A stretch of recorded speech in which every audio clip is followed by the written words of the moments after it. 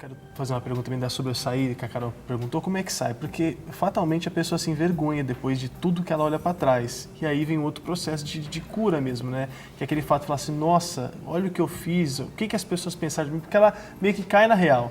Nossa, ver como é que a reputação dela ficou, exato, né? Exatamente. E aí, como que é esse processo de tratamento? Porque, digamos, ela foi liberta, foi curada daquele momento, assim, de usar a sensualidade por um contexto completamente equivocado. Agora ela, então, cai em si. E aí, qual que é o tratamento que ela recebe? É uma restauração de afetividade? Como é que acontece, pastor? Eu queria voltar um pouquinho antes. O senhor deve, fica à vontade. Com relação à pergunta que você fez, quando a pessoa ela não dá conta, né? Porque muitas vezes a pessoa ela é sensual e usa realmente da sensualidade, mas ela não dá conta de que ela está sendo sensual, né? Então, aquela coisa assim, vê todo mundo fazendo, né? E faz, se sente bem com aquilo, mas não tomou consciência disso, né? Então, esse processo de conscientização da sensualidade, ele é muito importante. E nós temos, tanto como o Rogério já falou, a questão de uma raiz, né? E de uma ferida na alma, como também, como ele já disse, uma influência espiritual. Que se aproveita disso. Espíritos de sensualidade, espíritos de sedução. E que aí, que eu acho que, quando a gente falou a respeito da cultura, que tem muito a ver com a cultura brasileira. Eu não diria que a nossa cultura é uma cultura sensual. A nossa cultura é uma cultura demonizada por espíritos de sensualidade. É verdade. Porque o brasileiro, ele é alegre, ele é comunicativo, Hospitaleiro. ele é extrovertido, ele é hospitaleiro. Então, quando isso é exercido dentro dos padrões normais da cultura, você não tem a sensualidade, mas quando isso está debaixo de uma atmosfera espiritual, ou sobre a influência espiritual desses espíritos, aí isso então acaba trazendo uma outra visão daquilo que realmente o brasileiro é. Sim. Né? Então a gente não pode confundir a alegria, a espontaneidade. E querer negar isso também. E não podemos negar isso porque é a nossa identidade, né?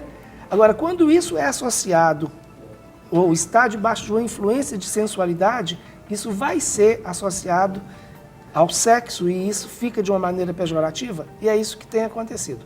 E as pessoas, normalmente, debaixo dessa influência espiritual, elas não percebem que estão sendo sensuais. Até disso, quando ela falou de roupa, existem pessoas sensuais que usam roupas compridas. Exatamente. Existem mulheres com a saia no pé e são 100% sensuais. Exatamente. Pode complementar, porque eu fiquei A pensando... sensualidade pode se valer da roupa, mas a roupa... pode não. ser isso também, né? Com Lógico certeza. que é natural, quando uma coisa vai levando a outra, mas existem aqueles encobertos ali, mas Exatamente. que são Tanto é que a gente tem em algumas igrejas, já que a gente está falando no contexto de igreja, Sim. algumas organizações eclesiásticas que se preocupam muito com essa aparência externa.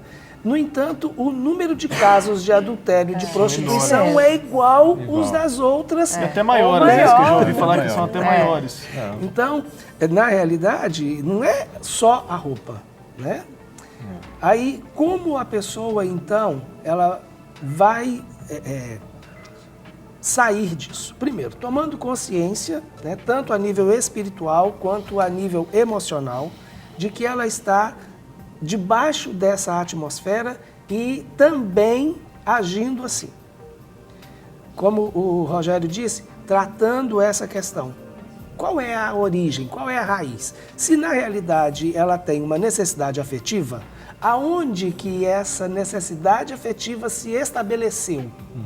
Qual foi o trauma? Qual foi a vivência dela para que ela tivesse essa necessidade de suprir esse afeto de uma maneira deturpada, né? Aí trata-se isso. automaticamente ela vai se reposicionando. Então, aquilo que Jesus, né, diz para Madalena, de uma maneira muito clara, né? Vais e não peques mais, né? Então, se essa é minha maneira, eu tenho que mudar a minha maneira de ser. Só que isso vai acontecendo gradativamente. Sim. Ela vai percebendo que determinadas roupas do seu guarda-roupa não combinam mais com aquele estilo de vida. Ela entende que usar determinada cor de batom, eu estou falando isso com relação às mulheres, para determinados momentos, determinados horários do dia a dia dela, não combinam mais. São pequenas mudanças que vão acontecer. Exatamente. Eu estou me lembrando de um testemunho aqui, quando eu estava em São Paulo, e lá em São Paulo é muito interessante porque eu era solteiro ainda, e eu dirigi um culto, e esse culto tinha muita gente que ia. Então, Deus deu uma estratégia muito legal, porque como eu era um pastor solteiro, eu tinha 11 obreiras que me assessoravam.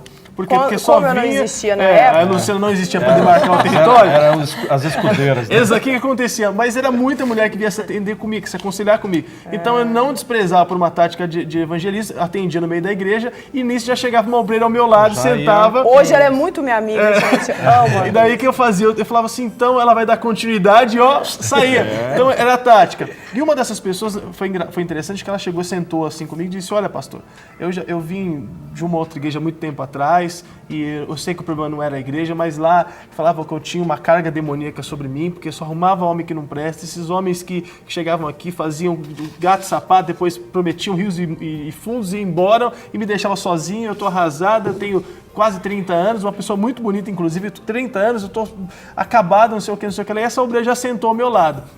Eu comecei a falar assim, o que você acha que os homens olham pra você, por que chegam perto desse tipo de homem? O que eles olham pra você? O que atrai O que atrai ele? Ela disse, eu sou bonita? Eu falei, bonita, tem muita gente que é bonita, muita gente bonita. Por exemplo, essa moça que tá ao meu lado, ela é casada, ela é bonita e casada com um fulano de tal, mas atraiu um bom marido. O que me diferencia? E a pessoa entrou em si dizendo, olha, eu acho que a minha forma de me conduzir, não era nem se vestir, está trazendo esse tipo de Ela pessoas, mesma está atraindo esse tipo de olhar, o jeito que eu olho, o jeito que eu me forma de conduzo. falar também. Os homens confundem muito. Eu falei, então, pera um pouquinho. Se tá havendo confusão, aí não tem sim, não, aí sim eu te garanto que tá passando coisa do maligno. Ou seja, é o sim, o não, até na forma de se conduzir na questão da sensualidade? Sim, porque a sensualidade é um conjunto de práticas, né? Então, ninguém é sensual por uma única coisa. É um conjunto de práticas, um conjunto de situações. E aí as coisas vão gerando todo um sistema, né? Então, as escolhas que a pessoa vai fazendo, tudo aquilo que ela vai determinando no decorrer da sua vida e que precisa, né, à medida que ela está sendo restaurada, precisa ser acertado. Então, pouco a pouco, vai sendo acertado. Ótimo.